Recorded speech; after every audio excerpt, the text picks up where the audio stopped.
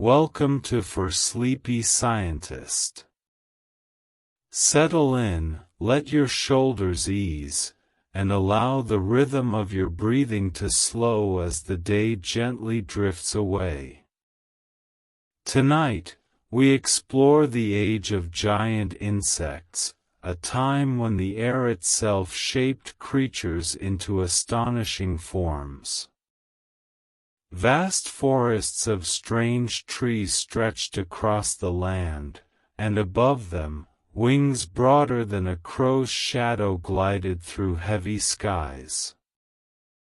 It is a world both alien and familiar, and one that tells us something profound about the chemistry of life on Earth. Before we wander too far into that world, a gentle question. Where are you watching from tonight? Perhaps curled up in a quiet bedroom, or listening with headphones on a train winding home, or maybe somewhere completely unexpected. If you find these calm journeys help you unwind, it would mean a great deal if you could like this video and subscribe to The Sleepy Scientist. To those who are already subscribed, thank you for keeping these explorations alive and breathing. And a small playful warning, the story ahead might be just engaging enough to delay your sleep by a little, but if it does, the silver lining is that you will drift off with new knowledge tucked gently into memory. So let us step softly back into deep time. When the air was rich, the trees were strange, and the insects were giants. What secrets does this ancient atmosphere hold? The world of giant insects did not emerge out of nowhere. To understand their rise, it helps to picture the stage they inherited. Over 300 million years ago, Earth was a patchwork of swampy lands and lush forests unlike anything you would see today. The trees were not oaks or maples, but towering lopsids, plants that looked like oversized spikes covered in scale patterns, some of them stretching more than 30 m high. Ferns unfurled fronds wider than doorways, and horsetail relatives stood in ranks along riverbanks like green scaffolding. The ground was soft with peat, the air heavy with moisture, and the canopy was sealing that filtered sunlight into green dusk. Within this world, the very chemistry of the air tilted in unusual ways. Oxygen, the gas that fuels fire and breath alike, rose far higher than it is today. Instead of the roughly 1/5 we live with now, the air in parts of the Carboniferous carried nearly 1/3 oxygen. The atmosphere was richer, flames lit more easily, and every spark found kindling in the dry season. This chemistry did more than feed fires. It whispered possibilities to the bodies of animals. For creatures that relied on oxygen spreading gently through their tissues, it meant a chance to grow larger, to push the limits of design. Insects, already among the most adaptable forms of life, answered that invitation in spectacular fashion. Wingspans stretched to nearly 70 centimeters in the griffin flies, ancestors and cousins of dragonflies. On the forest floor, millipede relatives longer than a human stride threaded their way between roots. This was not a world of monsters, but of scaled-up familiarities. Ordinary designs expanded to extraordinary sizes because the air allowed it. Yet the story is not just about size. It is about balance between plants and atmosphere, between fire and flood, between the demands of body design and the gifts of chemistry. The age of giant insects becomes a lens through which to view how life and earth co-create one another. Each tree that fell and failed to rot swiftly enough locked away carbon. Each locked layer nudged oxygen higher, and each shift in oxygen in turn changed the range of bodies possible. In this way, atmosphere is not a backdrop but a character shaping evolution as surely as predators, competition, or climate. That is what makes this story more than an oddity about oversized bugs. It is a parable of interdependence. The chemistry of air and the architecture of life are written into each other line for line, breath for breath. As we move through this ancient forest, you will come to see how these insects breathed without lungs, why they could stretch so large, and how their reign eventually narrowed again. But before we dwell on their decline, we linger first in their moment of grandeur. When the world's breath was deep enough to carry giants aloft. And so the question lingers. What can the rise of insects the size of birds teach us about the hidden partnership between life and the air it breathes? The day fades, and with it the carboniferous world takes on a softer tone. The light slides down through the canopy of strange trees, filtering through giant fronds until it settles into a calm twilight that seems to stretch forever. This is not a forest of familiar species. Instead, it is a land ruled by liopsids, scale trees that tower upwards with trunks patterned like woven fabric. Their roots do not dig deeply into the soil, but spread wide and shallow across the swamp floor, gripping mud that is as much water as it is land. Ferns and horsetail relatives fill the gaps, their stems jointed like a series of pipes. Their leaves spread out like soft fans, the air pressed close to the skin, heavy with moisture, warm but not scorching, as if the whole world were resting under a glass dome. The ground was not firm but springy, layered with fallen plants that would one day harden into seams of coal.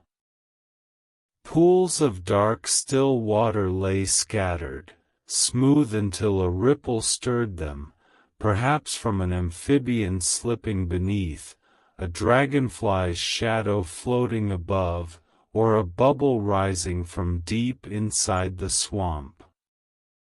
The forest was hushed but never silent, filled with tiny sounds, wings flicking, a splash as something slid into the water, the groan of plants moving in the damp wind. As evening deepened, the forest revealed another secret, faint glimmers along rotting logs and damp bark. It was not insects glowing, but fungi. Modern eyes would call it foxfire, a gentle green light born from chemical reactions as fungi broke down wood. In the ancient forest, as now, This glow was likely an accident of metabolism, a byproduct of how cells handled oxygen and reduced stress from reactive molecules. But in that dim Carboniferous swamp, it felt magical. Fallen logs lit like shards of starlight, shadows shifting as if the forest itself dreamed.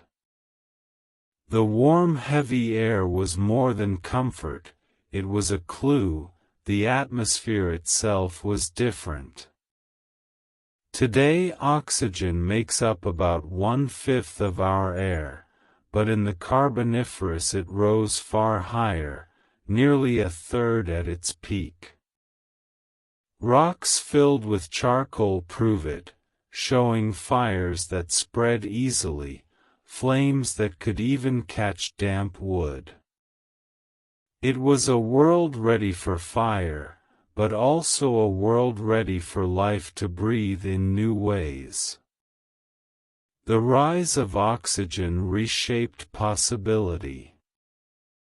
Insects, unlike mammals, do not have lungs to pull air deep into their bodies.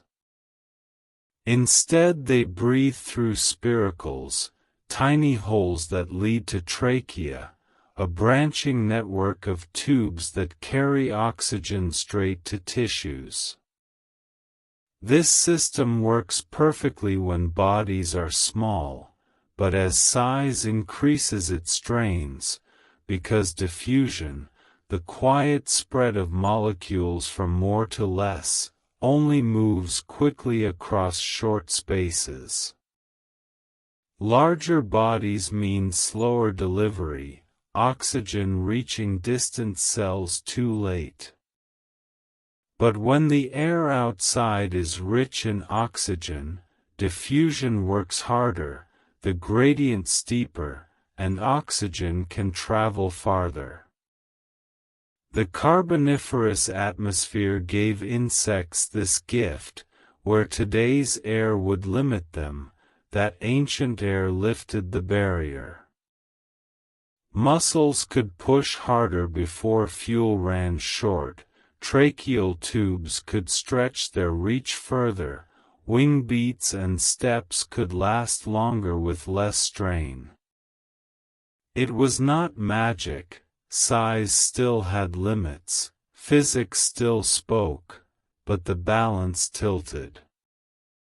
The forest became not only a home, but a place that urged life to grow larger. Think of their bodies like lanterns, flames burning within.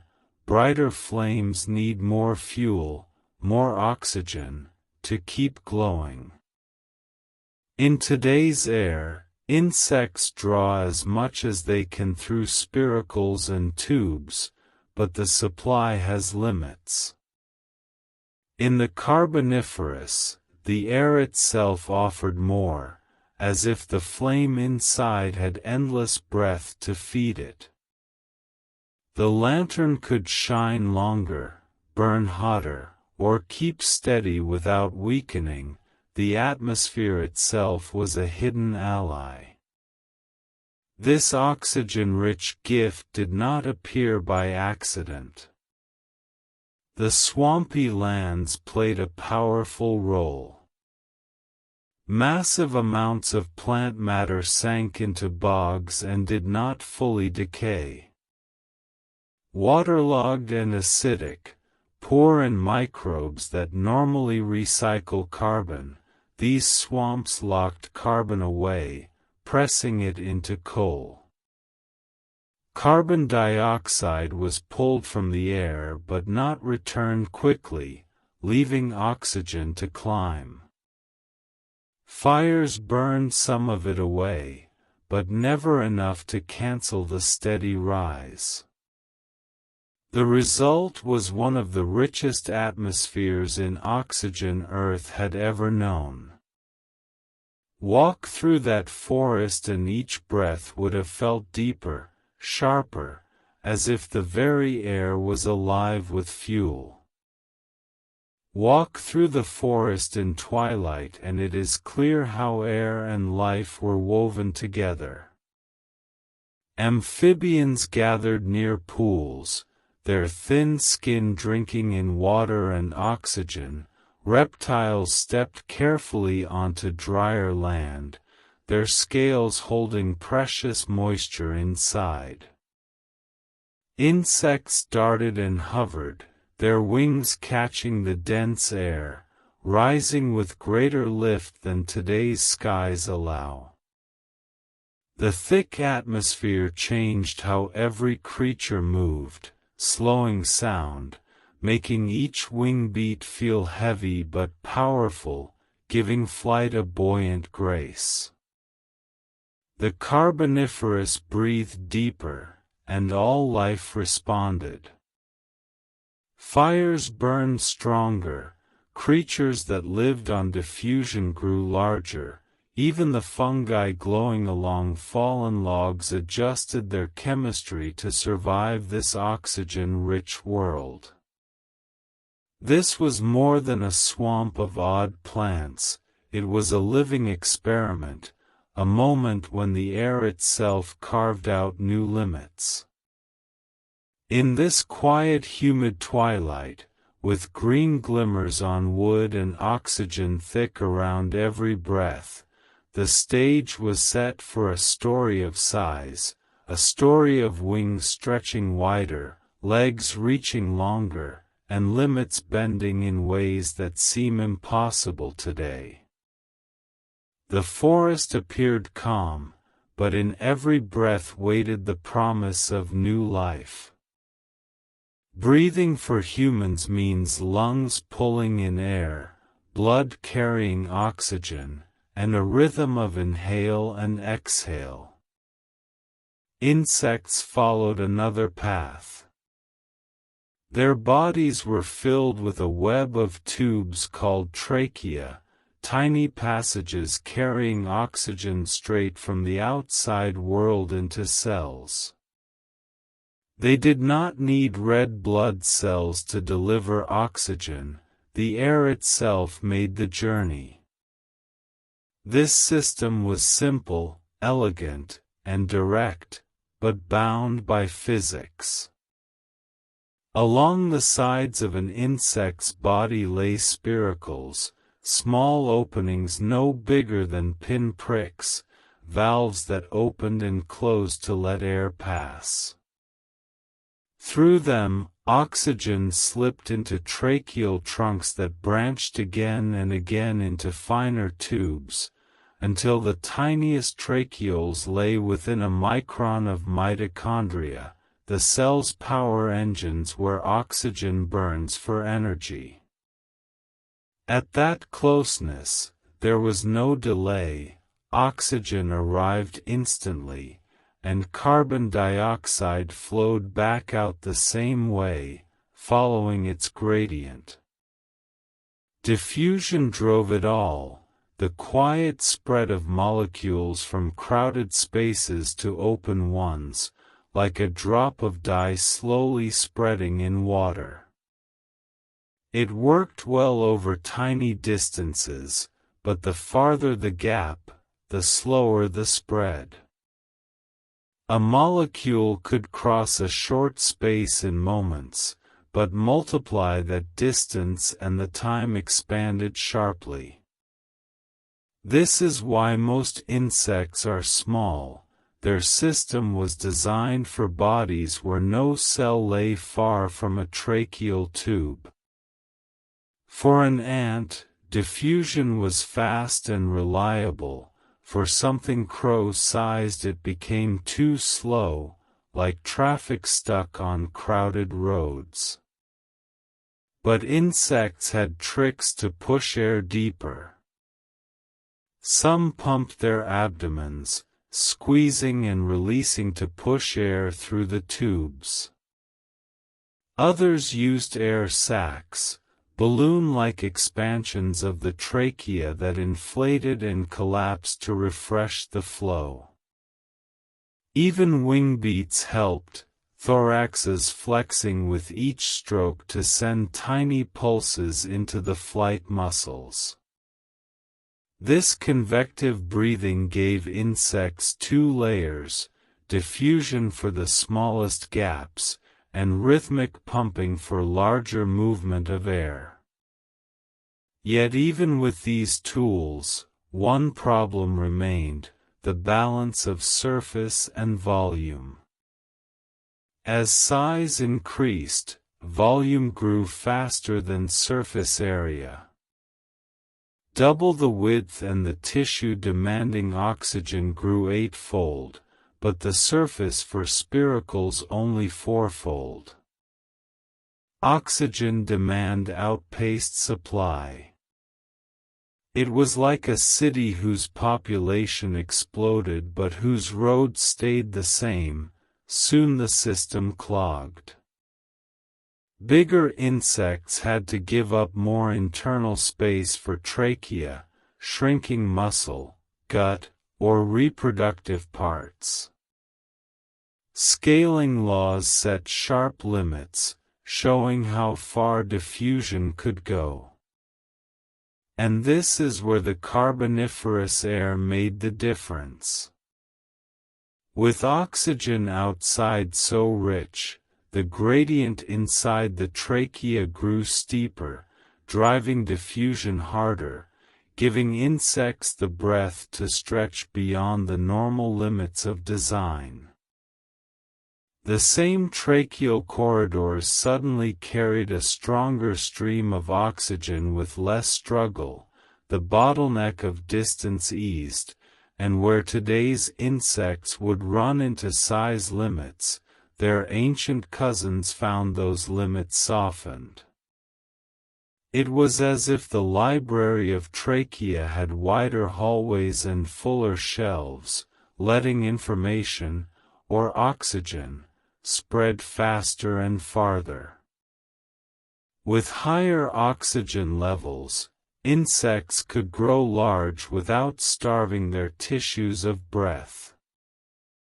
Here we pause to see the beauty of this design.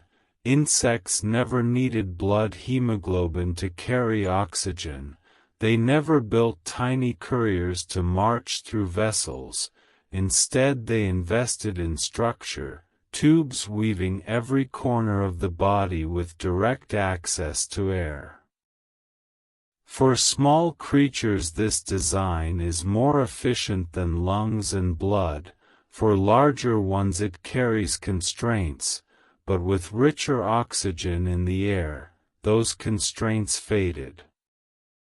The griffin flies that once skimmed across ancient swamps could never survive in today's air, their trachea would choke trying to power such wide wings. But in Carboniferous skies heavy with oxygen, the gradient gave them all they required. Yet even this elegant design had trade-offs. Spiracles, those small openings, are also doors through which water can escape, and in hot or dry times, evaporation could be deadly. To survive, many insects learn to close their spiracles tightly, keeping them sealed for minutes, opening only when needed. Some even used a special rhythm called discontinuous gas exchange, holding spiracles shut, then opening them in brief bursts to release carbon dioxide and draw in oxygen, a way to save water while keeping balance. This shows how even the simplest designs carry layers of adaptation, tuned to many environments. Breathing also shifts with activity. At rest insects rely only on diffusion, oxygen slipping gently into their bodies, but in flight or escape, convection takes over, air sacs swell and collapse, abdomens pump, thoraxes flex, all pushing fresh air through the tubes, a two-speed system, soft and quiet in stillness, strong and forceful in action. Few creatures enjoy such versatility at such a small scale, and this is one reason insects conquered nearly every habitat. Still, no trick can erase the math of scaling. For any system built mainly on diffusion, size comes with a cost. This is why the oxygen-rich Carboniferous was such a turning point. With each breath, insects could push the limit a step further, wings beating longer before tiring, legs holding heavier bodies, and sizes that seem impossible now became not just possible, but thriving. The world itself had changed the rules, giving life room to experiment with shapes that later ages could not support. Picture again the trachea glinting like silver threads beneath the surface, weaving through the body like a vast library of halls. In normal air the passages are narrow and crowded, each oxygen molecule pushing past others to reach its goal.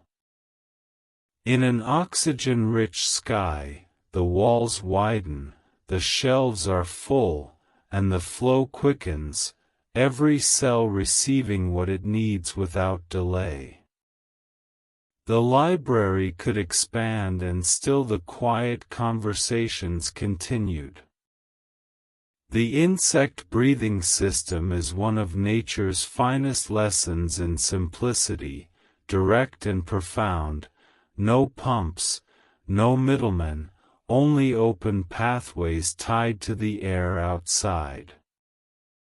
Its beauty is in its closeness, oxygen walking straight in through open doors, its weakness in the same closeness, for diffusion can only stretch so far. In the Carboniferous, the very air itself gave help, and the limits shifted just enough for giant insects with 6 legs and vast wings to rise.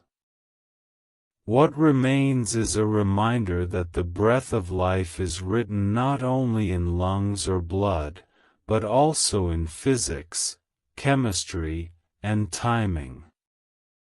Insects found a design that served them faithfully, and when the world's air tilted in their favor, that same design lifted them into forms that would tower over anything we see today. It was not magic, but the math of body and air, played out in the hidden corridors of trachea, widened by the gift of a sky more generous than our own. The idea that insects once reached giant sizes is not a myth, it is backed by rock chemistry, wildfire patterns, and fossil evidence. To see how this happened, we begin with oxygen, the quiet gas that powers both life and fire. Today, the air holds about 21% oxygen, but during the Carboniferous period more than 300 million years ago, levels rose close to 35% in certain stretches.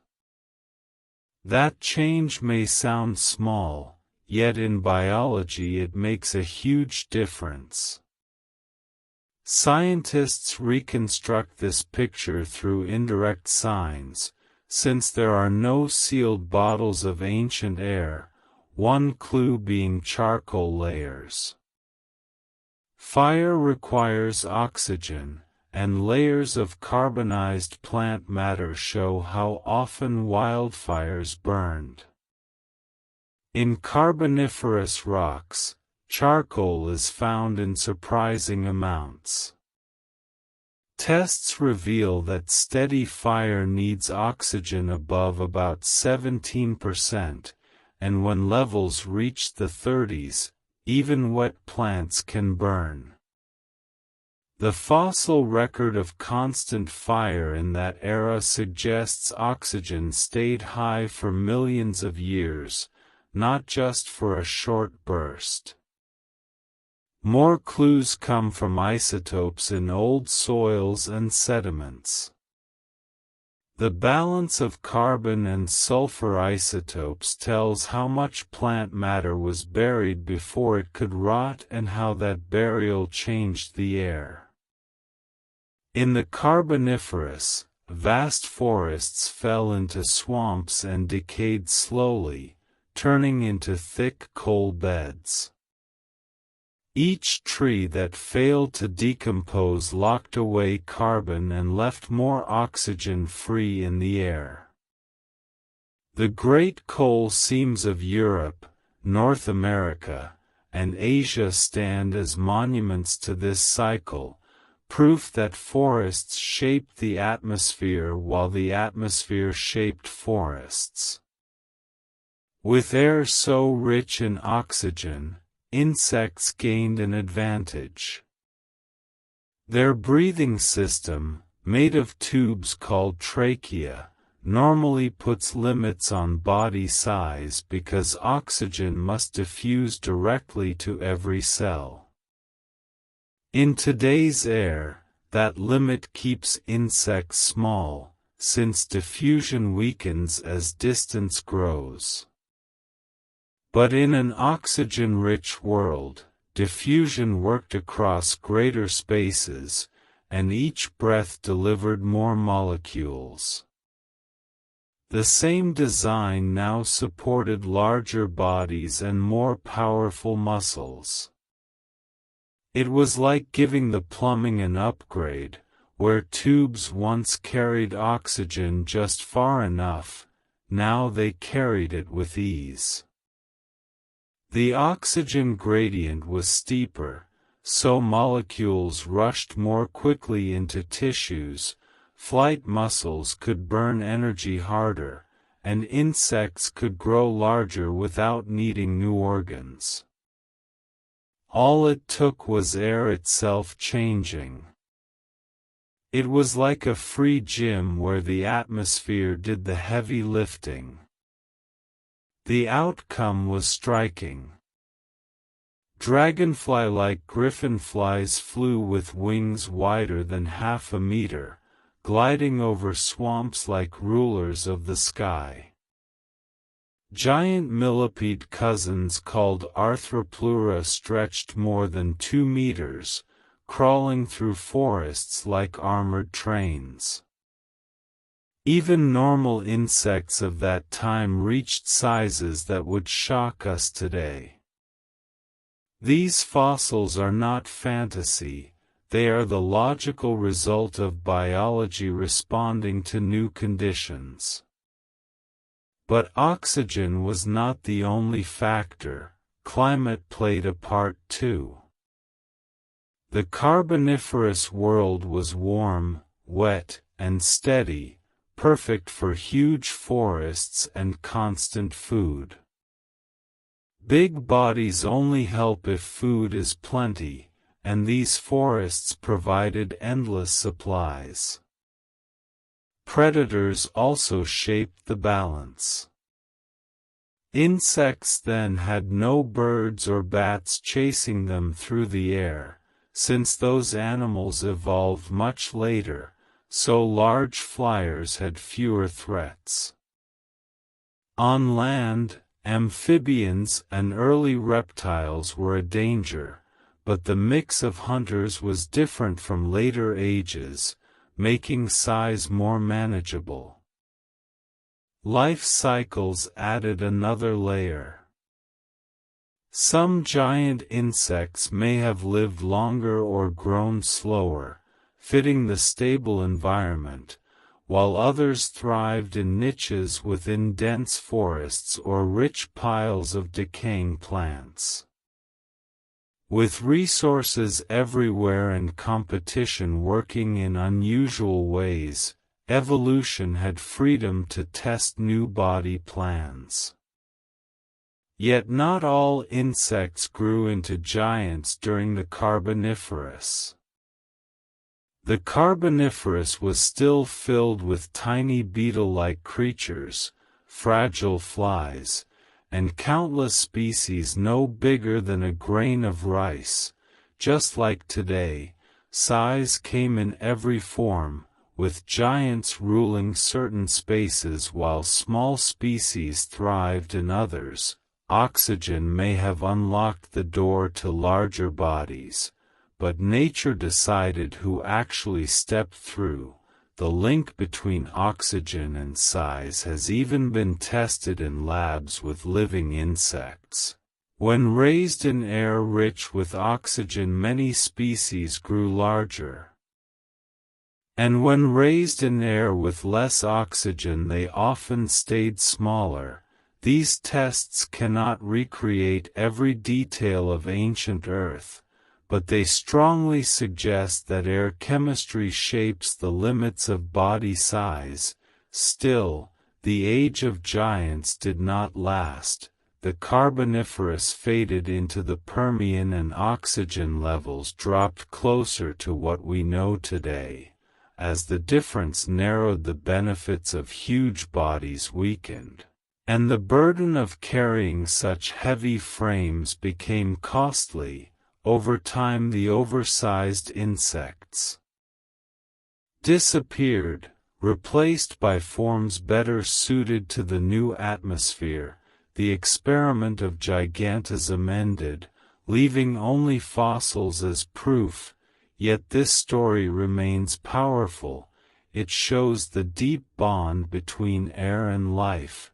The size of a dragonfly wing or the length of a millipede's body is not decided only by DNA. It is also written by the gases above. Oxygen works like a lever. When pushed high, giants appear. When lowered, they vanish. Few traits in evolution reveal so clearly how tightly biology and atmosphere are tied. The Carboniferous was a vast negotiation between land, air, and life. Forests trapped carbon, raising oxygen. Fires blazed brighter, reshaping landscapes. Insects stretched to limits never seen again, carried by a breathing system that suddenly worked with greater force. It was a rare moment when physics, chemistry, and biology worked together to create creatures that look impossible to us now, yet were once normal. The proof rests in coal seams, in burned plant layers, in soil records, all whispering that oxygen was the hidden architect of these giants, not the only architect, but a key one, and insects with their tube-like breathing were perfectly placed to benefit. The planet breathed deeper, and insects grew larger, flew higher, and left behind fossils that still amaze us. What this story teaches is simple yet profound. Life never stands alone. It is shaped every moment by the chemistry around it. In the Carboniferous, the air itself allowed insects to grow beyond the limits we know today. It reminds us that the gases we breathe are not just background, they are partners in the long history of life on Earth. The Carboniferous forests were nothing like the forests we know today. Step into one and the first thing you notice is the endless height and repeating shapes. The dominant trees were not oaks or pines but giant lycopsids, cousins of tiny club mosses that now barely rise above the ground. Yet back then their towering relatives such as Lepidodendron and Sigillaria grew nearly 30 meters tall, their trunks covered with diamond patterns left behind by fallen leaves, instead of wide leafy crowns. They carried brush-like fronds at the very top, turning the canopy into a strange patchwork of green against the damp sky. Mixed in were massive horsetails, relatives of the small reeds you might see today by a stream, but these ancient forms were thicker than a man's leg and as tall as a two-story house, their segmented stalks stacked like bamboo with bushy tops that looked like giant bottle brushes. Adding more variety were seed ferns, their broad leaves spreading from woody stems and adding both shade and litter to the forest floor. Together the lycopsids, horsetails, and seed ferns built a world that was lush, wet, and alien. Life here moved slowly under a hot and humid climate. Rain soaked the land and endless swamps spread like soggy carpets. The ground was not firm soil but peat, thick mats of plant debris piling up faster than it could rot. Every season added new layers of fallen fronds and trunks. Instead of breaking down quickly like leaves in a modern oak forest, these remains stayed wet, half-decayed, and heavy. Over centuries peat beds grew meters deep and with time and pressure they formed the coal seams that would one day fuel human industry. The slow alternation of wet and dry shaped everything. In wet times swamps spread and peat thickened. In drier times fire swept through. Flames burned hotter in oxygen-rich air and left sheets of charcoal. So the land recorded its own story in layers. Peat then ash then peat again. These forests were in a sense engineers of Earth's future, locking away huge amounts of carbon that humans would later dig up. But why did so much carbon remain buried instead of returning to the air? The answer lies in the microbes that were missing, fungi able to break down lignin, the tough material in wood, had not yet fully evolved. So trunks and branches resisted decay far longer than they do now. Waterlogging also slowed microbes by cutting off oxygen. The result was a planet where plants pulled carbon dioxide from the air, built immense forests, and when they died their bodies stayed sealed underground. Oxygen rose and carbon dioxide dropped, reshaping the atmosphere. Within this system insects were already filling many roles. Decomposers fed on fallen matter and fungi. Millipede-like arthropods grazed on litter, breaking it into smaller bits for microbes. Small beetle ancestors and early cockroach relatives scurried through peat nibbling softer tissues. They did not clear the buildup but added to the slow churn of material. Herbivory was also rising. By the late Carboniferous insects had evolved chewing parts able to bite stems and scrape leaves. Fossil leaves from this time show holes, bite marks, and patches eaten away. Early orthopterans, ancestors of grasshoppers and crickets, fed on fronds while others tunneled in leaves or stems.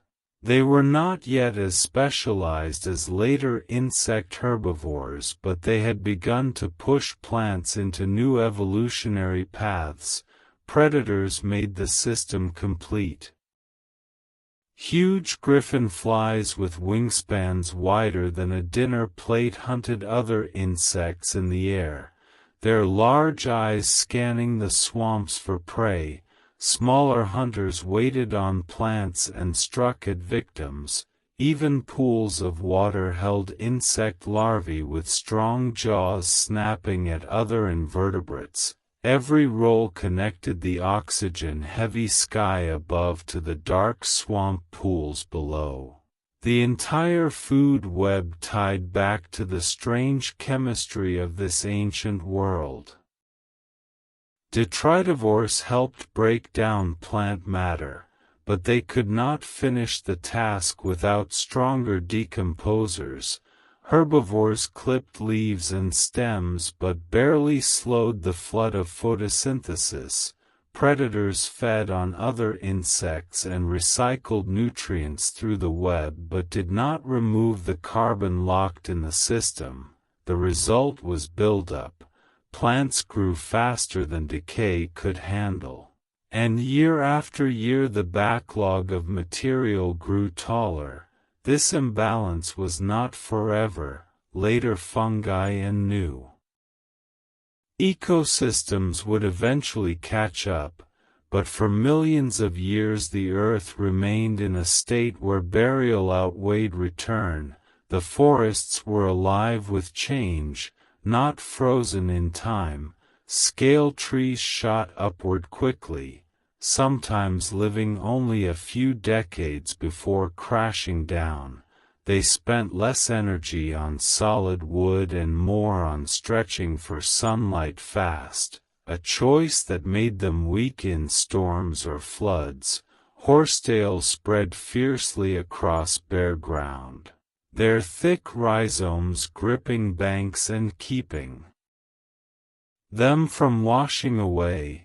Seed ferns filled the gaps, their broad fronds spreading wide and casting deep shade, choking out rivals below. The result was a shifting patchwork, dark pools, thick stands, and open clearings all mixed together. Insects filled every space, some hovering over water, others boring into rotting logs. It is easy to imagine these forests as strange and alien, yet they built the foundations of our modern world. They shifted the balance of the air, they created the coal beds, and they supported food webs with roles we still see today. Decomposers, herbivores, and predators all shaping the flow of life.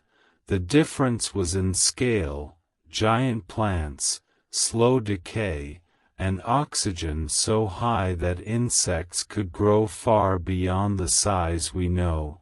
Picture a walk through a carboniferous swamp, the air thick and heavy, the smell of wet plants all around. Tall lycopsids rise like living pillars, their bark lined with patterns catching dim light. Ferns brush against your legs. Horsetails rattle softly in the breeze. The ground sinks spongy underfoot, made of peat holding the weight of countless seasons. Amphibians slide along the water's edge. Above you a shadow glides, wings wide, body slim, eyes bright in the fading sun. Nearby fungi glow faintly on a fallen trunk, green light against the dark. This was a world where forest and air spoke to each other, each shaping the other in endless rhythm. The coal forests were more than ecosystems, they were engines rewriting the planet. Their growth and decay fueled the rise of giant insects, powered by oxygen that peaked higher than almost any other time in history. Yet their influence reached even further. They left behind the coal that fired human industry. They carved oxygen into stone records, and they remind us that even the tallest trees stand on hidden feedbacks between life and the sky. In the Carboniferous twilight, among towering giants and faintly glowing fungi, these forests felt alive not just in their own time but in the way they were shaping what was to come. Among the most striking creatures to rule the sky were the griffin flies, led by the genus Meganeura.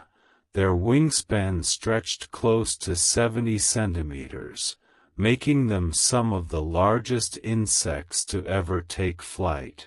To the eye they looked like massive dragonflies, for long glassy wings veined like stained glass. A slim abdomen trailing behind, and huge compound eyes shining in the dim swamp light, yet despite the likeness they were not true dragonflies. They belonged to an extinct order called Meganosoptera, kin to dragonflies and damselflies but different in their own branch of life. For millions of years they dominated the air with little challenge. To grasp how they managed this, one must picture their wings. Each was a design of nature, both delicate and strong, thin membrane stretched over a framework of veins that offered strength yet kept them flexible. The lattice resisted tearing while allowing tiny twists and adjustments in flight, for wings gave more than backup, they gave control. By moving them slightly out of phase, griffin flies could hover, dart, or glide with precision that even modern machines would envy. Their thorax, the powerhouse of their body, was filled with strong muscles fixed to the wing bases. These indirect muscles did not pull on the wings directly but flexed the thorax itself, making the wings beat in rapid, powerful strokes. The atmosphere of that age gave them another gift. The air was heavier and richer in oxygen, so lift came easily. Broad wings slicing through that dense medium could support their large bodies, a size impossible in today's thinner air. But in that ancient sky the conditions fit their design perfectly. Every wing beat felt helped by the air itself.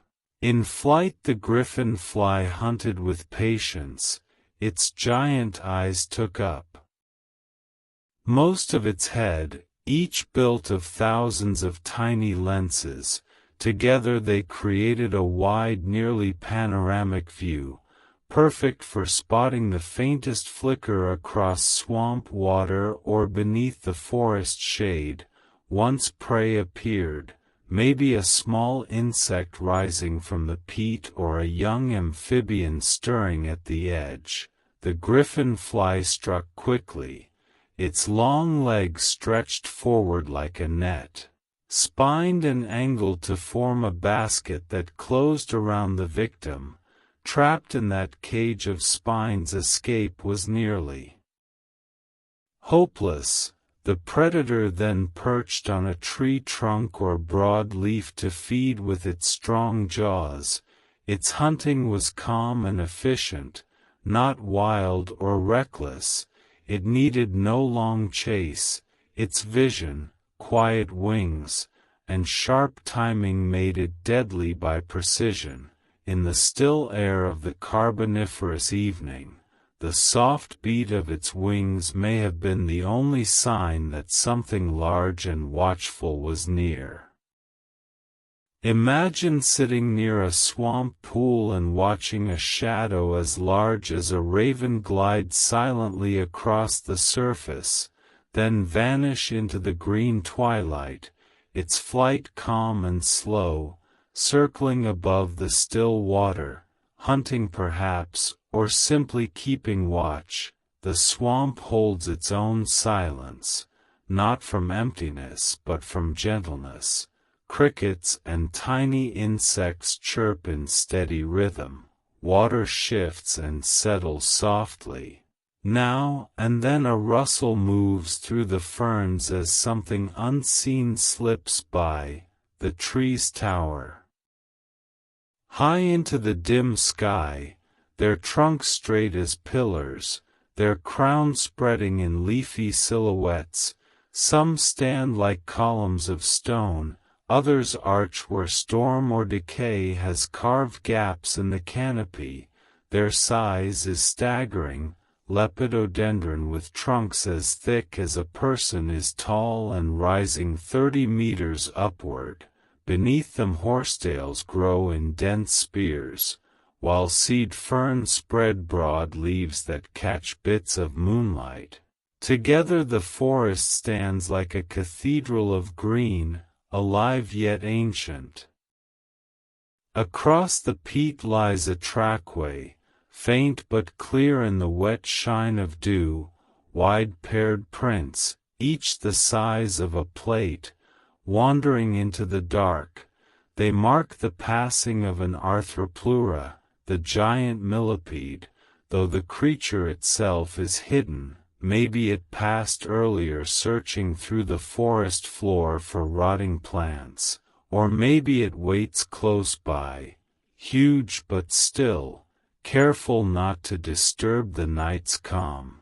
A cool breeze drifts in, carrying with it the mixed scents of the swamp, sharp resin from broken stems, damp earth of the peat, and the faint sweetness of fern spores waiting for morning winds to lift them away. It is proof the forest breathes more than oxygen. It releases chemistry for new life, sending clouds of spores like invisible snow through the air. Above, the stars are weak, blurred by the canopy and the thick air. The dense atmosphere bends their light and softens their glow.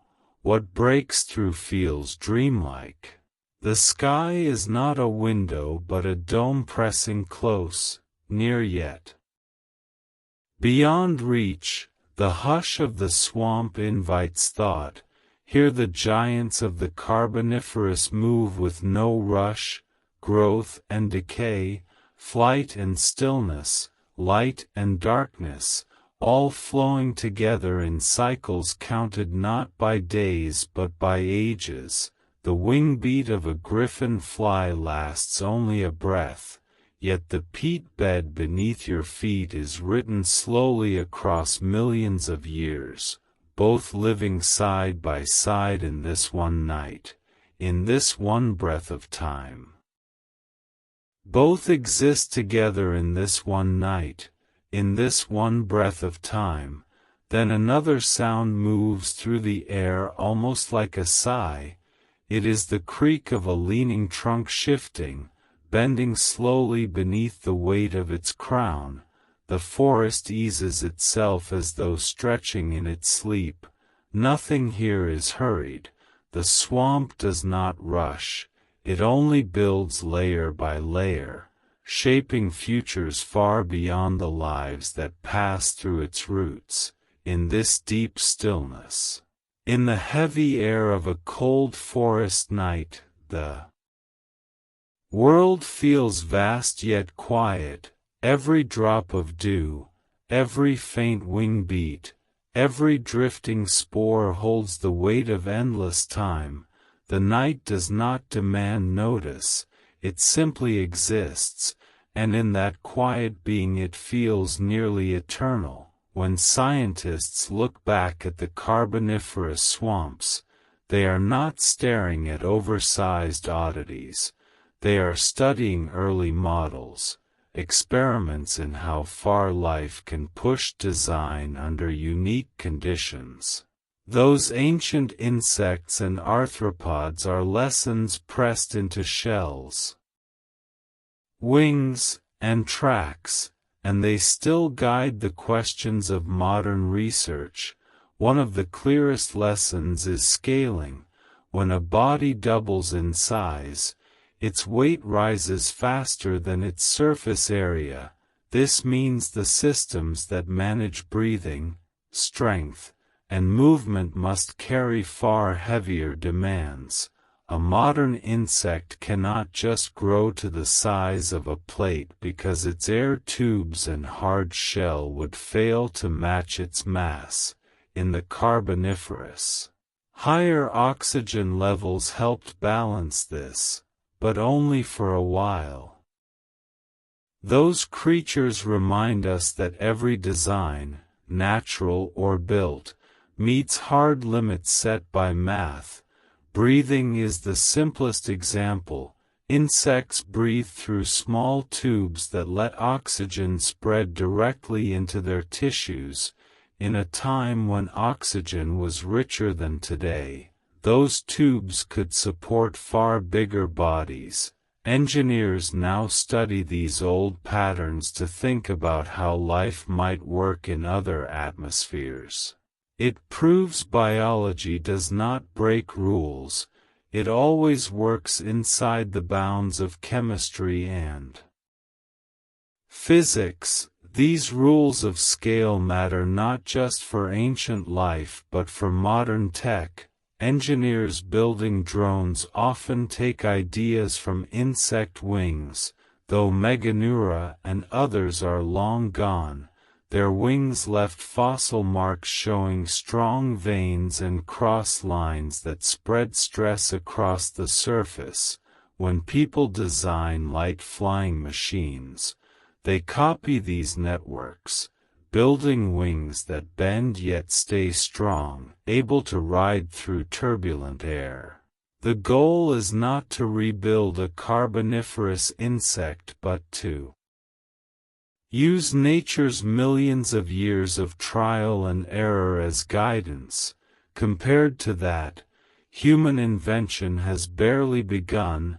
Of course, today's drones fly in a world with less oxygen, and engineers work with metals, plastics, and composites instead of chitin, yet the key idea remains: spread stress evenly, cut weight while keeping strength. Fossil wings are not exact plans, but they prove answers to the challenge of light flight do exist, even if they belong to a time lost in deep history. The study of ancient air reaches far beyond how wings worked. Oxygen is tied to climate, plants, and fire. In the Carboniferous age, oxygen may have risen to 30% or more, far above today's 21%. This oxygen-rich world allowed giant insects to thrive but also made wildfires more common. Dried plants could ignite quickly, and layers of ancient charcoal mark those burning cycles. For modern climate science, these records are priceless. They show how air and vegetation shape fire. Frequency, a lesson that matters today as forests across the world face changing fire patterns under human-driven warming. Coal itself carries lessons. The massive swamps that turned into coal beds locked away vast amounts of carbon. This burial of plant matter shifted the balance of greenhouse gases and changed Earth's air for millions of years. Knowing how that system worked helps scientists study both past climates and today's carbon cycle. The fading of the Carboniferous giants matches changes in oxygen and climate, echoing questions we still face. How does the air shape ecosystems, and how do ecosystems shape the air in return? Scaling rules add more insight. Small insects succeed not because they cannot grow larger, but because staying small is often smarter. Quick reproduction, survival against predators, and the ability to use tiny niches give them an advantage. In engineering, this proves that bigger is not always better. Sometimes efficiency and flexibility matter most. An ant colony may weigh less than a bird, yet its influence on soil and ecosystems can rival much larger creatures. There is also a cultural side.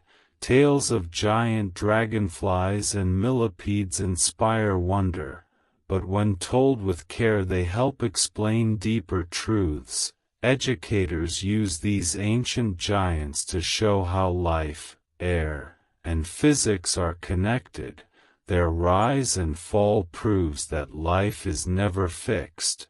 It is always shaped by its environment, and that organisms and atmosphere create each other over endless time. The broader point is perspective. By studying these vanished giants, science learns not just about breathing, scaling, and flight, but also about the limits within which all life must exist. Biology never cheats physics, it works within it. The huge dragonflies and crawling millipedes were not miracles, they were simply what nature could build under different air. That lesson helps modern science ask new questions in robotics, ecology, and climate models. In the end, the message is balance. The giants show what can be unlocked by changing air, but also what cannot be surpassed.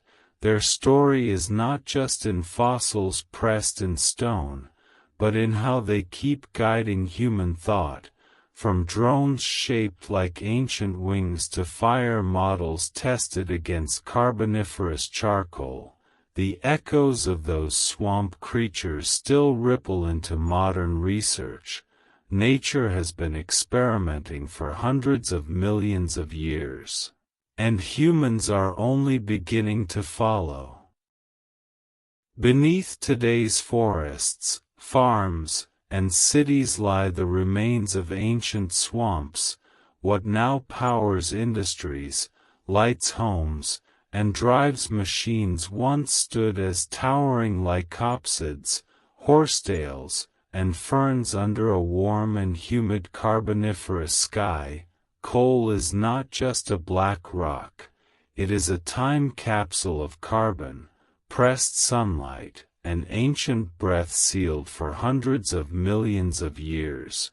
Its story connects the rise of giant insects, the fall of old forests, and the energy revolutions of humanity during the Carboniferous, dense swamp ecosystem spread across vast lands. Plants grew quickly and tall, locking away carbon through photosynthesis. Much of their woody tissue carried lignin that ancient microbes could not easily break down. When these trees and ferns fell, their remains built thick mats of peat in waterlogged soils where oxygen was scarce. Instead of rotting completely, they piled up. Over millions of years, sediments buried these peat beds, compressing them with heat and pressure. Slowly peat became lignite, then bituminous coal, and sometimes the hard shining anthracite. Every seam is a library of countless generations of plants pressed into stone. This burial of carbon changed the planet. By locking so much matter underground, carbon dioxide in the air dropped, oxygen levels rose far beyond today. The same air that let giant dragonflies and millipedes thrive was shaped by these swamps. They were not only habitats, they were engineers of Earth's atmosphere. Fast forward millions of years and humans found these seams of fossil sunlight. Coal fueled the engines of the 18th and 19th centuries, sparking industrial revolutions and reshaping the world. The energy stored in ancient plants moved trains across continents, fired steel mills, and lit cities. In releasing it, humans returned carbon to the sky that had been locked away since dragonflies flew like hawks and millipedes stretched like cars. This is one of the clearest examples of deep time reaching into human history, yet it carries a second warning. What took millions of years to bury can be released in only centuries. Burning coal rapidly raises carbon dioxide and alters climate in ways that echo ancient shifts. The balance between air and life that once allowed giants can be tipped in the other direction. By studying the Carboniferous record, scientists see how plants, climate, and atmosphere interact across long ages. These lessons show resilience but also fragility. The coal seams are more than fuel, they are archives. Paleobotanists uncover leaf and bark impressions, spores, and fossils. Geologists read isotopes to track ancient temperatures and oxygen. Even bits of charcoal frozen in coal reveal stories of wildfires. Together these clues show how vegetation, climate, and atmosphere move in feedback loops. When plant growth surged, carbon burial rose, pushing the system toward cooling. When swamps dried, fires and decay released carbon, swinging the balance back. Life and air co-evolved, each shaping the other in a long exchange, and this interdependence carries a simple but powerful message. The Earth is not just a stage where life performs, it is a partner in creation. The Carboniferous swamps shaped the air just as the air shaped the swamps. Feedback loops like these moved quietly across endless ages, steady yet powerful. Insects, amphibians, trees, and microbes all played a role in this grand experiment. By studying their results, modern science learns both humility and perspective. There is something quietly poetic in knowing that every spark from a coal flame once came from sunlight that filtered through fern leaves over 300 million years ago. The warmth of a fire or the power of a machine connects back in an unbroken chain to a swamp alive with giant wings and rustling fronds. Even as society moves away from coal, its legacy reminds us how deeply human history is tied to geological history. The Carboniferous shows that planetary systems have limits but also rhythms. Oxygen rose high and later dropped, giants appeared and later vanished, forests spread wide and then fell under changing climates. The coal seams left behind are not just fuel, they are records pressed into carbon, telling the story of cycles written across deep time. Reading them lets us see the vast scale at which Earth and life together shape what is possible, and in that vision there is a soft landing. The great insects are gone, their forests buried, their atmosphere changed. Yet their imprint endures in the power that once moved steam engines, in the science that models climate feedbacks, and in the quiet truth that life is never apart from its world. The ancient wings may now be folded in stone, yet their echoes linger in every breeze, every rustle, every fragile thread between earth and the creatures it supports. The night falls gently over the swamp, wings drift in silence, water holds their reflection. The air feels heavy with mystery. The story of the giant insects ends not in noise but in calm. An invitation to wonder and then to stillness. If you enjoyed this quiet journey through deep time, you can help by leaving a like. It shows the system that this kind of story is worth sharing and helps more curious minds discover it. Subscribing keeps you close for the next chapter, and turning on notifications makes sure you never miss when a new story arrives. If there is a subject you would like explored, whether more ancient life, a strange piece of science, or a mystery of the cosmos, share it in the comments. Every suggestion helps guide the path forward. Among the most striking creatures to glide through the Carboniferous skies were the griffin flies led by the genus Meganeura. With wingspans reaching nearly 70 centimeters, they were some of the largest insects to ever fly. To the human eye they would have looked like giant dragonflies, for thin wings veined like stained glass, a long narrow body trailing behind, and huge compound eyes glowing in the dim swamp light.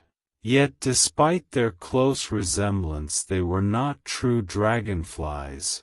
They belonged to an extinct order of insect relatives called the Meganosoptera, sharing traits with dragonflies and damselflies but standing apart in lineage. For millions of years they ruled the skies without rivals. To understand how they achieved this, it helps to picture their wings more closely. Each was a masterpiece of natural design. Thin membranes stretched across a strong yet flexible frame of veins. The veins formed a lattice that resisted tears while allowing subtle twists and fine control in flight. For wings gave not only backup but also versatility. By moving them slightly out of sync, griffin flies could hover, glide, and dart with a level of precision that would impress even modern aircraft. Their thorax served as the engine of the body, packed with strong muscles attached to the wing bases. These indirect flight muscles did not pull the wings directly but flexed the thorax itself, making the wings beat with rapid and efficient strokes. The atmosphere of the Carboniferous was especially kind to such flyers. The air was thicker and richer in oxygen, so lift came more easily. Broad wings moving through this dense medium created strong support for their bodies. For Meganeura this was vital. Their large size would be nearly impossible in today's thinner air, but in the ancient sky conditions perfectly matched their design. Every beat of their wings seemed to be aided by the air itself. In flight the griffin fly was a patient hunter, with eyes covering most of its head. And built of thousands of tiny lenses, it could detect the smallest flicker of movement across the swamp. This near-panoramic vision was ideal for spotting prey in dim light or tangled vegetation. Once a target was noticed, maybe a smaller insect rising from the peat or a young amphibian shifting near the water, the griffin fly would swoop silently with legs outstretched, its spined legs angled forward to form a basket in midair. A deadly trap that snared prey instantly. Once caught, escape was nearly impossible. The insect would then land on a perch, perhaps the trunk of a leaning tree or a broad leaf, and consume its meal with strong mandibles.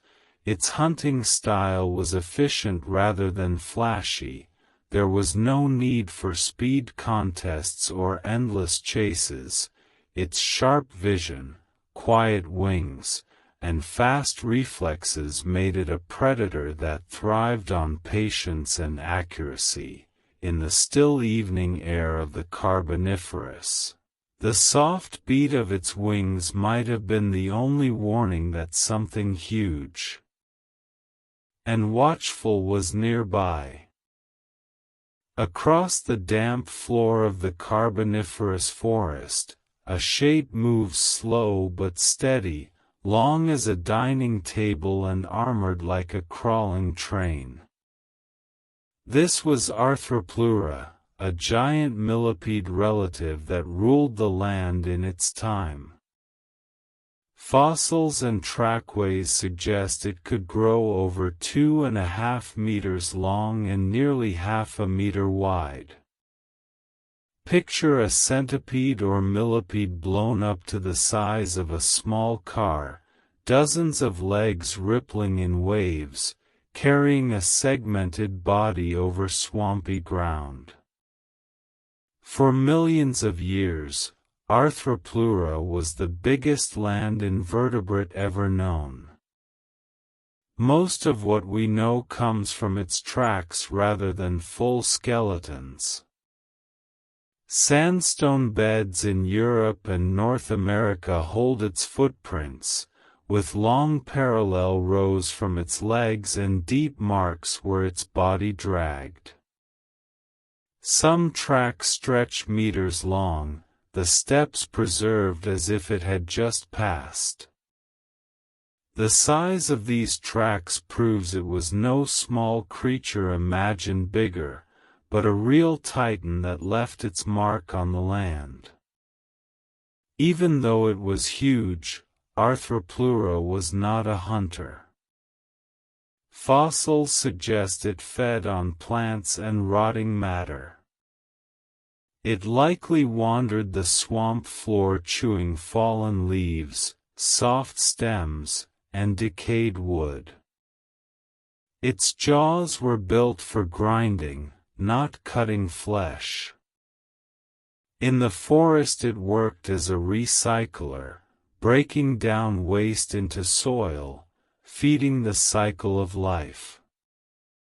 It played the same role modern millipedes and woodlice play, only on a massive scale. Its home was the coal forests, damp, dark, and packed with rotting plants. Fallen trees, floods, and thick canopies created piles of litter that did not rot fast, a feast for decomposers. Arthropleura thrived here, walking through the undergrowth in search of food, likely avoiding deep water, but its tracks show it could travel far, crossing plains, roots, and fallen logs. Yet great size brought problems.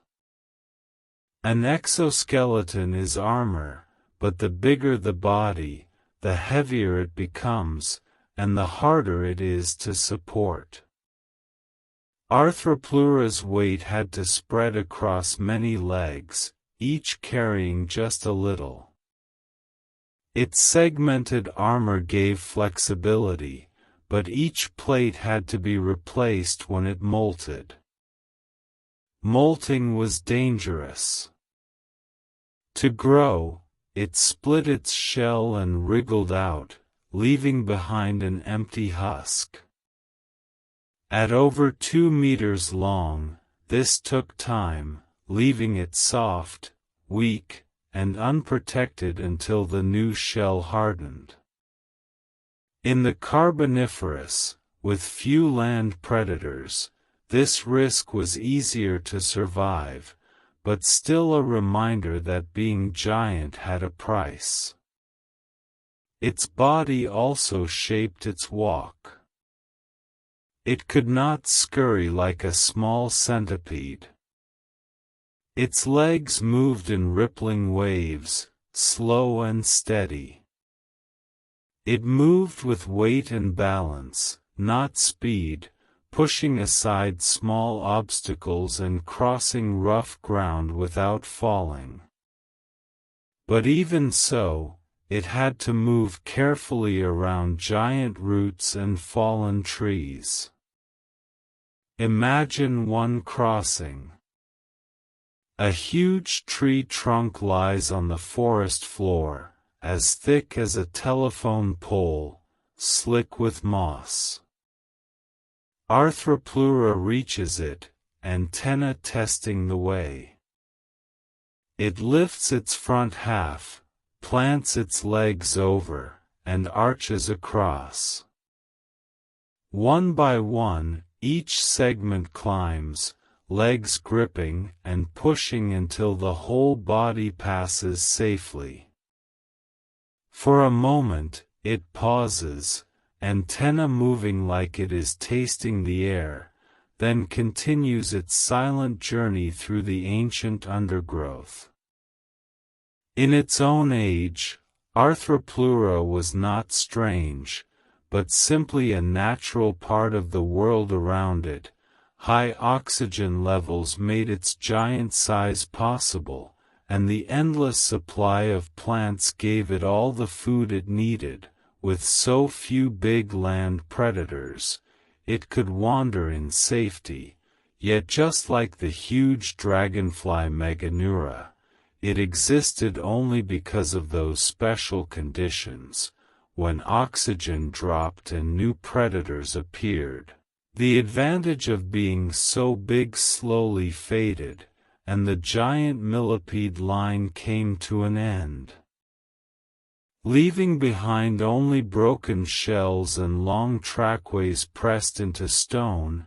Still, those tracks tell a powerful story. They show that long before mammals or dinosaurs, forests were walked by creatures that challenge what we think an insect or millipede could ever be. They prove that size, though bound by rules of physics and biology, can be pushed far when the world gives the right support. And they remind us that life is not just shaped by hunters or towering trees, but also by the quiet recyclers that kept the forest alive. To picture Arthropleura today is to imagine something huge yet harmless, a creature vast by insect standards but peaceful, moving with slow steady steps through the swamp, leaving behind rows of neat footprints as though writing its own story in mud for future eyes to find. The forest folds back around it, shadows cover its trail, and the giant disappears once more into the Carboniferous rhythm. To imagine life as such a creature is to imagine wearing armor. An exoskeleton that both empowers and restricts. Unlike us vertebrates with bones inside, arthropods carry their skeleton outside, a hardened coat that is both shield and frame. This armor is made of chitin proteins, sometimes mixed with minerals, creating a material strong yet flexible, almost like nature's perfect chain mail, grown around its body and locking it within. Under a microscope, the armor is more than a shell. It is made of layers called the cuticle, each with a job. The outer epicuticle is waxy and waterproof, sealing in moisture, crucial in a world where drying out meant death. Beneath it is the exocuticle, the hard layer that gives toughness and strength. At the base is the endocuticle, softer and more flexible, letting the joints bend and move. Together these layers act like a high-tech design, balancing hardness with flexibility. The system works well for small bugs. A beetle can march in armor with no problem, a mantis can strike and a dragonfly can twist mid-air with ease, but scale changes the game. The strength of the armor depends on thickness compared to size. As the body grows bigger, the armor's weight increases faster than the body surface that supports it. What once felt like light protection turns into a heavy load. For a giant like Arthropleura, more than 2 meters long, Every step meant dragging not just muscle and tissue but also a shell that weighed nearly as much as the body itself. The problem is shown clearly by the math of surface and volume. Volume grows by the cube, surface area only by the square, so as a creature gets bigger, its weight grows faster than its surface. To keep up, the armor must grow thicker, but thicker armor means more weight, and more weight demands more muscle, yet muscles are limited by oxygen and body design. It becomes a loop of diminishing returns, where growth piles on burden. It is a wonder that creatures like Arthropleura managed to push these limits as far as they did. In the Carboniferous, arthropods had a chance to grow bigger than at any other time, pushing their bodies to the limits of physics and air. The giant forms we see in fossils remind us that, under the right mix of oxygen, food, and freedom from predators, even the heavy armor of an exoskeleton could be managed. For a time, their size was not a burden but a weapon, letting them rule. But the very design that gave them strength also carried hidden flaws. When the climate shifted, when oxygen dropped, when survival became harder, the weight of their armor and the demands of molting grew too much.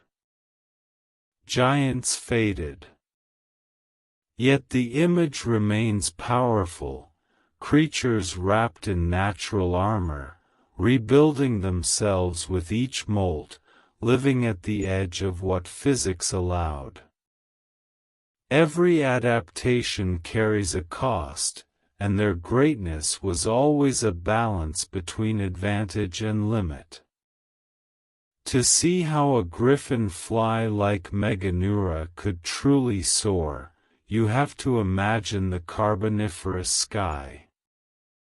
That air was richer in oxygen and heavier than today, with slightly higher pressure. Heavier air changes the rules of flight. Lift, the force that keeps wings in the air, depends on air density, wing size, and speed. Denser air means more molecules pressing against each wing beat, giving extra lift. It's like moving your arms through water instead of air. Water pushes back harder, helping you with each stroke. In that world, insects didn't need frantic flapping. They could spread wide wings and let the thick air hold them up. Griffin flies took advantage of this, stretching their wings to spans over 2 feet, something impossible today. Their lace-like wings didn't just cut the air, they caught the buoyancy of a sky loaded with molecules. Still, physics always draws boundaries. Bigger wings mean slower flapping.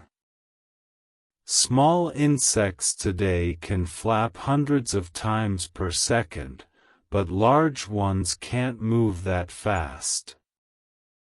The griffin fly's wings beat slowly, but in denser air that was enough. Broad wings spread the body's weight across a wider area, lowering wing loading and making sustained flight easier. It's the same reason an albatross glides endlessly while a hawk needs bursts of power. For Meganeura, low wing loading and dense air work together, letting them glide like paper kites drifting in heavy wind. Of course, denser air also brings more drag.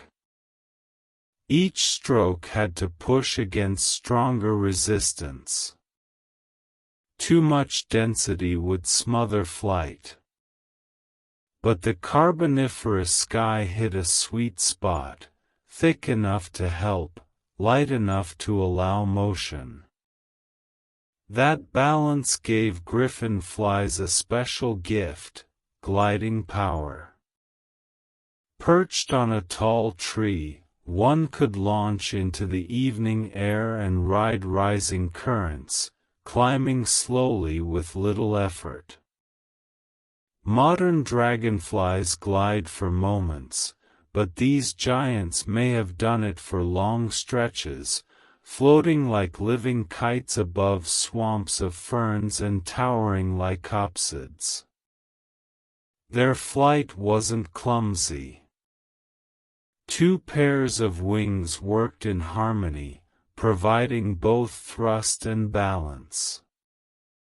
The venation inside each wing acted like the beams of a sail, stiff yet flexible, preventing collapse mid-stroke. Denser air smoothed every motion, turning muscle effort into graceful, steady flight. What might seem like awkward giants were in fact precise hunters, their design matched to their sky. Energy was the last piece of the puzzle. Flight is costly, and oxygen fuels the muscles. The Carboniferous atmosphere, rich in oxygen, let the insect's tracheal system deliver more fuel than today's insects could ever manage. The sky carried their wings. The air fed their bodies. Together, these forces allowed feats of flight now impossible. Picture it, a still swamp pool at dusk, rippling with the stir of an amphibian. Overhead, a griffin fly circles, wings tilting gently, riding the weight of the atmosphere. No frantic chase yet, just patience, just mastery. The Carboniferous sky was not just a backdrop. It was a partner. In that heavy, oxygen-rich air, giants were born, and giants could soar. The Carboniferous swamp was not just a scene filled with giant plants and damp ground, it was a living system of links. Every pool, every patch of moss, every fallen tree carried hidden chains of life shaped by eating and avoiding being eaten. The wetlands were not silent even though their sounds were unlike today's forests. There were no bird calls or mammal cries yet, but insects hummed, amphibians splashed, and creatures moved softly through the fronds. The skies stayed mostly quiet except for the crunch of prey being eaten. At the bottom of the food chain stood the plants that built this world, huge club mosses, tall horsetails, and seed ferns covered the swamps, their leaves, spores, and fallen remains feeding armies of decomposers, millipedes, springtails, and early cockroach-like insects worked the forest floor, breaking down waste. The soil crawled with life, turning dead wood into the base of new soil. Without them the swamps would have choked in rot, with them nutrients recycled slowly but surely. Among these were giant millipede relatives like Arthropleura that likely fed on rotting plants. They worked like living conveyor belts, turning dead matter into smaller bits that enriched the swamp. Smaller decomposers followed behind, taking what was left. Together they built the base for more complex life, Above them came the plant-eaters, insects with chewing jaws fed on soft fern and lycopod leaves. Early relatives of grasshoppers and primitive beetles moved across. Stems and fronds, the plants had little defense then, no poisons, no thorns, so insects enjoyed easy meals, yet this made them perfect prey for lurking hunters. Predators came in many forms. Some were insects like meat-eating roaches or ancestors of ground beetles that rushed their victims. Others were aerial giants like Meganeura sweeping the skies for smaller flyers. Their prey could be dragonflies, mayflies, or young amphibians near the water's edge. The swamp may not have had dinosaur roars. But it was never quiet. The stillness was broken by jaws snapping or shells cracking. Amphibians were the most visible vertebrates, some small like finger-sized salamanders, others large like labyrinthodonts that looked like mini crocodiles. They waded in shallow pools with eyes above the water ready to snap anything that moved. Some ate insects off the surface, others fed on fish, crustaceans, or even smaller amphibians. At this time amphibians ruled the niches later taken by reptiles, birds, and mammals. But reptiles were appearing too.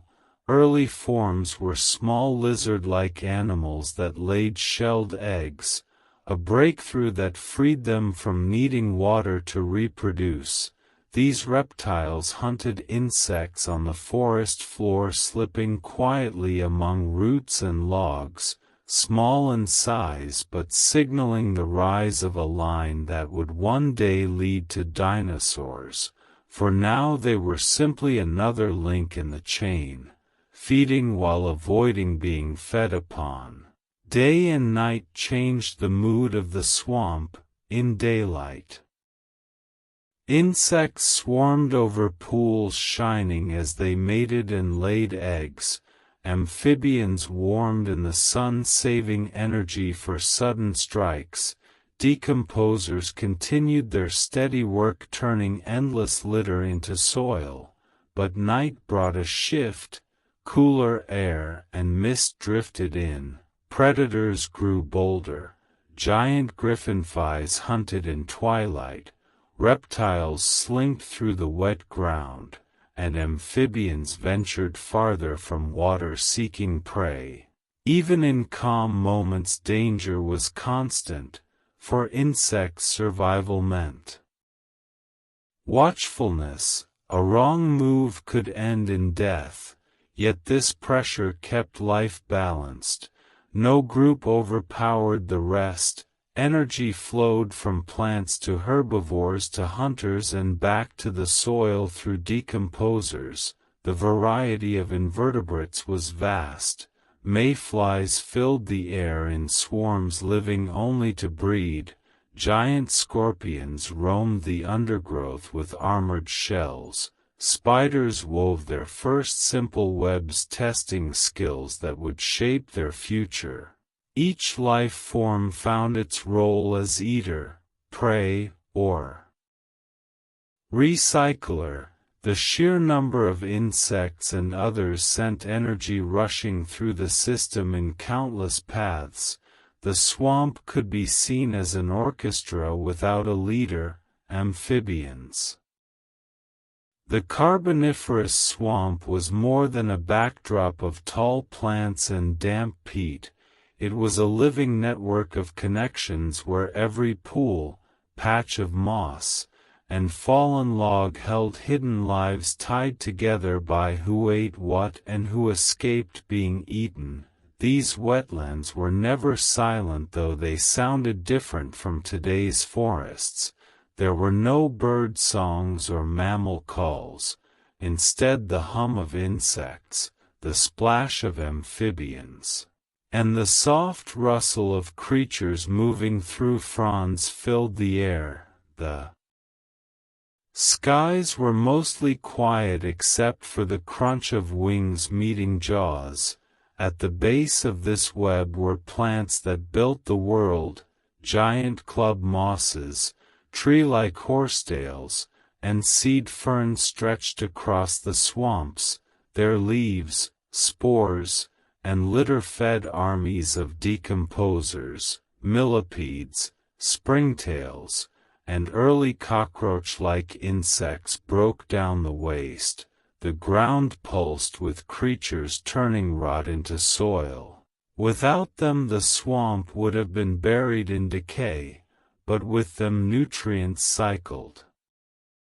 Slowly yet steadily, among these were giant millipede relatives like Arthropleura that browsed on decaying plants.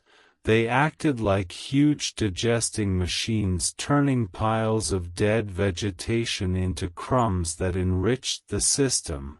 Smaller scavengers followed behind, feeding on leftovers. Together they laid the foundation for more complex life. Above them came herbivores. Insects with chewing jaws grazed on ferns and lycopsid leaves. Early grasshopper relatives and primitive beetles explored stems and fronds. Plants had little defense then, no poisons or thorns, so insects feasted freely, but this bounty drew predators waiting nearby. Hunters came in many forms. Some were carnivorous insects like roaches and early beetles, quick stalkers that devoured smaller prey. Others were aerial giants like Meganeura, sweeping the skies for careless flyers. Their meals included dragonflies, mayflies, and even young amphibians at the water's edge. These swamps may not have had dinosaurs, but they were not quiet. The still night was broken by the snap of jaws and the crunch of exoskeletons. Amphibians were the most visible vertebrates. They ranged from finger-sized salamander-like creatures to crocodile-shaped labyrinthodonts. They lurked in pools with eyes above the surface, waiting for anything to drift close. Some specialized in insects, others took fish, crustaceans, or smaller amphibians. In this time amphibians held roles later taken by reptiles, birds, and mammals, but reptiles were just arriving, small lizard-like pioneers that laid shelled eggs. Freeing them from water, they hunted insects on the forest floor, slipping through roots and logs. Though small, their arrival marked the rise of a lineage that would someday lead to dinosaurs and beyond. For now they were just another thread in the swamp's web, eating insects while avoiding being eaten. Day and night showed different faces of the ecosystem.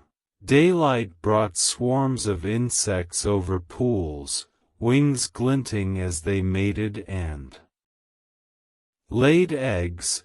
Amphibians basked in the sun, storing energy for bursts of hunting. Decomposers kept breaking down endless litter.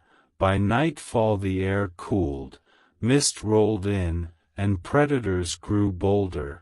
Giant griffinflies patrolled like shadows, reptiles slinked across damp ground, and amphibians wandered farther from water. Danger was constant for insects. Survival meant vigilance. One wrong move and they were prey, yet these pressures kept balance. No group dominated, everyone was checked by predators and food limits. The result was a balanced community where energy flowed from plants to herbivores to predators and back to soil.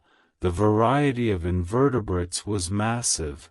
Mayflies filled the skies in swarms.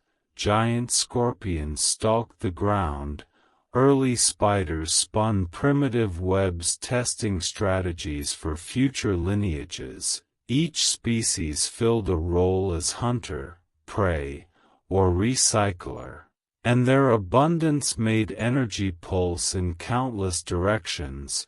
The swamp was like an orchestra with no conductor.